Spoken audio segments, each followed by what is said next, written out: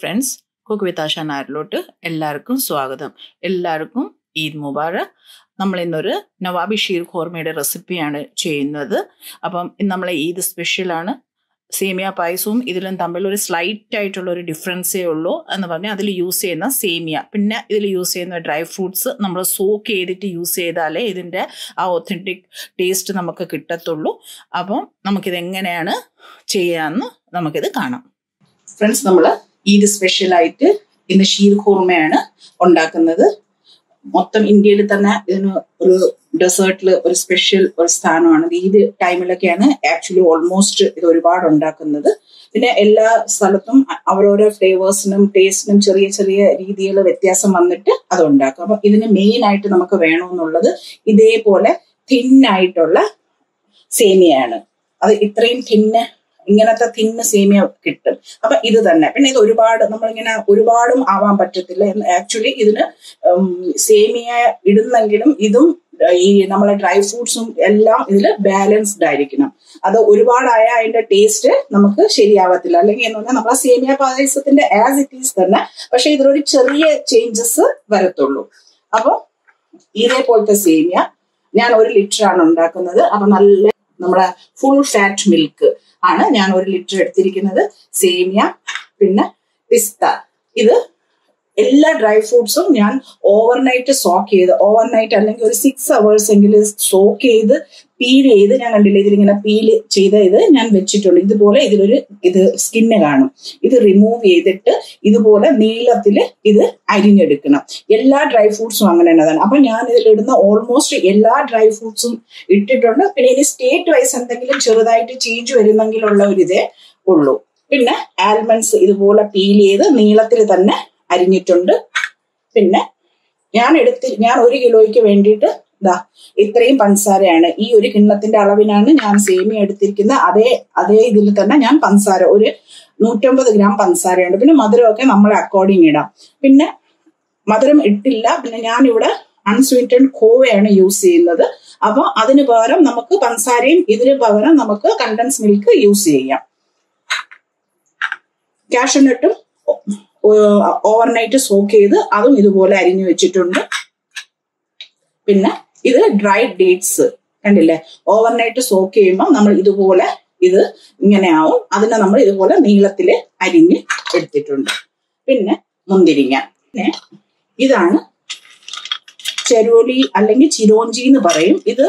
ഇതിൽ മെയിൻ ആയിട്ട് യൂസ് ചെയ്യുന്നത് ഒരു ഡ്രൈ ഫ്രൂട്ട്സ് ആണ് കേട്ടോ. അപ്പൊ അതിനെ ഇതുപോലെ ഞാൻ സോക്ക് ചെയ്ത് ഇതുപോലെ സ്കിന്ന് റിമൂവ് ചെയ്ത് വെച്ചിട്ടുണ്ട്.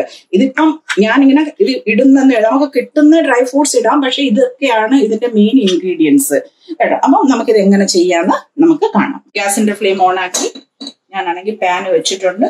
ഫസ്റ്റ് നമ്മളാണെങ്കിൽ നമുക്ക് പാല് വെക്കാം. ഞാൻ എൻ്റെ എല്ലാ പായസം റെസിപ്പീസും എൻ്റെ ചാനൽ കാണുന്നവർക്ക് അറിയാം.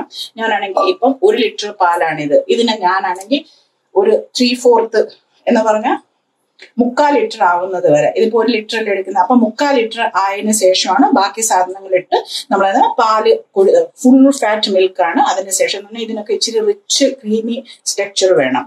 അപ്പൊ ഇതിനെ 3/4 ലിറ്റർ ആയിട്ട് അതുവരെ ഇതിനെ നമുക്ക് ബോയിൽ ചെയ്യാം. ഞാനാണെങ്കിൽ നെയ്യുടെ ഒരു 1.5 ടേബിൾ സ്പൂൺ നെയ്യ് ഒഴിച്ചിട്ടുണ്ട്. പാനില് നെയ്യ് ഒഴിച്ചിട്ട് അത് ചൂടായിട്ടുണ്ട്. ഇതില് ഞാൻ ഇവിടെ ബദാം ഇട്ടു, കാഷ്യൂനട്ട്, ഡേറ്റ്സ്, ഡ്രൈ ഡേറ്റ്സ്, പിസ്ത, ചിരോഞ്ചി. ഇതിലേക്ക് നമ്മളിപ്പോൾ ഇടുന്നില്ല.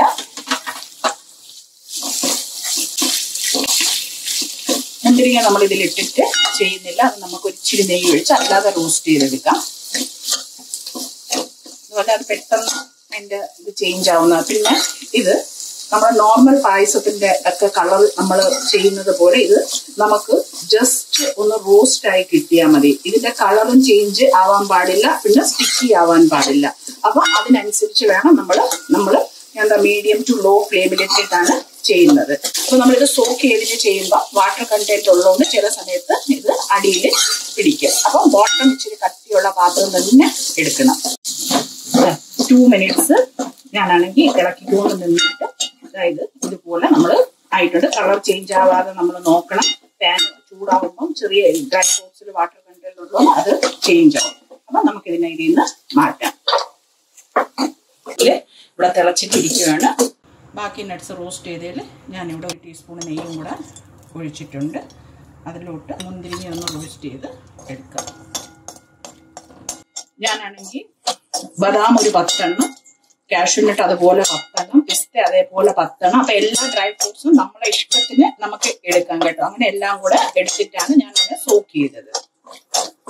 ഞാൻ റോസ്റ്റ് ചെയ്ത് അതിലോട്ട് ഞാൻ എന്താ സേമിയ ഇടുന്നുണ്ട്. അത് നമ്മൾ നോർമൽ ചെറിയ ഫ്ലെയിമിൽ ഇട്ടിട്ട്, ആക്ച്വലി ഇത് അരിയിലെ സേമിയ ആണെങ്കിൽ ഇച്ചിരി വൈറ്റ് കളർ ആയിരിക്കും.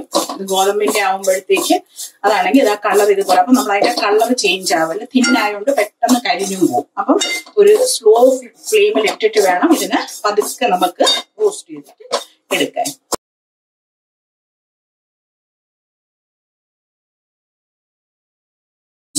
മുക്കാലിട്ടത് ആയിട്ടുണ്ട്. അപ്പം ഇതാ ഞാൻ ഈ ഫസ്റ്റ് മുന്തിരിങ്ങ അല്ലാതെ ബാക്കി എല്ലാ ഡ്രൈ ഫ്രൂട്ട്സും ഞാനാണെങ്കിൽ ഇതിലോട്ട് ഈ സമയത്ത് നമ്മൾ ഇടുന്നുണ്ട്. ഞാൻ പറഞ്ഞില്ല ഇച്ചിരി ഒരു ഡിഫറെന്റ് ആണ് നമ്മൾ ബാക്കിയൊക്കെ ചെയ്യുന്നതെന്ന്.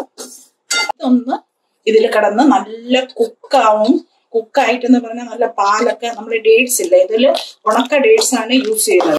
ഇതിൽ ഡേറ്റ്സ് നമ്മളിത് 3/4 ഭാഗമാകുമ്പോൾ ബാക്കി എല്ലാ ഡ്രൈ ഫ്രൂട്ട്സും ഇട്ടിട്ട് ഇതിനി ഒരു 5-10 മിനിറ്റ് ഇതിൽ കിടന്നിത് കുക്കാവണം.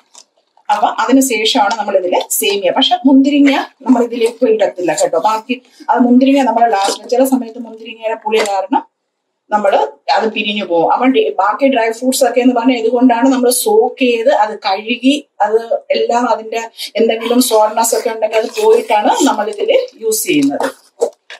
കണ്ടില്ലേ, നമ്മളത് റെഡി ആയിട്ടുണ്ട്. അപ്പം നമുക്ക് പാനിൽ നിന്ന് മാറ്റാം. പാനിൽ തന്നെ നമുക്കത് വെക്കാൻ പറ്റത്തില്ല. നമ്മളത് 10 മിനിറ്റ് ആയിട്ടുണ്ട്.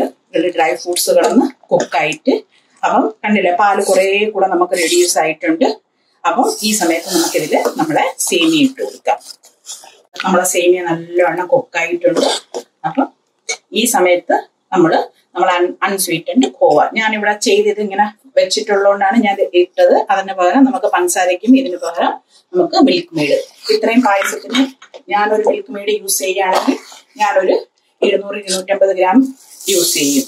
അപ്പൊ അതിനനുസരിച്ച് ചെയ്യണം. ആക്ച്വലി പഞ്ചസാര കുറച്ച് നമ്മൾ യൂസ്, പാല് ഒരുപാട് നമ്മൾ വറ്റിച്ചിട്ടാണ് ചെയ്യുന്ന. ഡ്രൈ ഫ്രൂട്ട്സ് ഇറ്റ് സെൽഫ് നല്ല സ്വീറ്റ് ആണ്.